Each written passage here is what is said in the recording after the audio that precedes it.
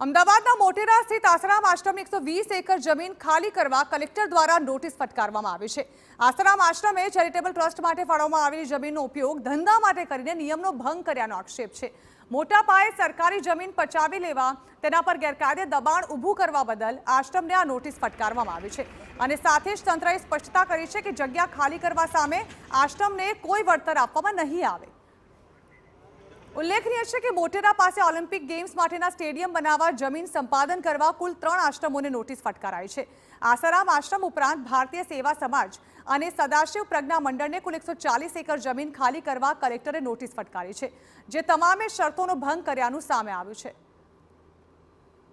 આસારામ આશ્રમની જે મોટેરા ખાતેની જમીન છે એ કુલ 33,980 ચોરસ મીટર, ભારતીય સેવા સમાજ પાસેથી 80,940 ચોરસ મીટર અને સદાશિવ પ્રજ્ઞા મંડળ મોટેરા પાસેથી 12,207 ચોરસ મીટર જમીન સરકાર દાખલ કરવાનો હુકમ કરવામાં આવેલો છે। શરત ભંગની કાર્યવાહી કરીને દૂર આ 3 સંસ્થાઓને જ અમે શરત ભંગની કાર્યવાહી કરેલી હતી, કારણ કે એમને શરતો સાથે જમીન જે તે વખતે ફાળવેલી હતી, એટલે એમાં કોઈ કમ્પન્સેશનનું અત્યારે કોઈ કોમ્પોનન્ટ્સ નથી।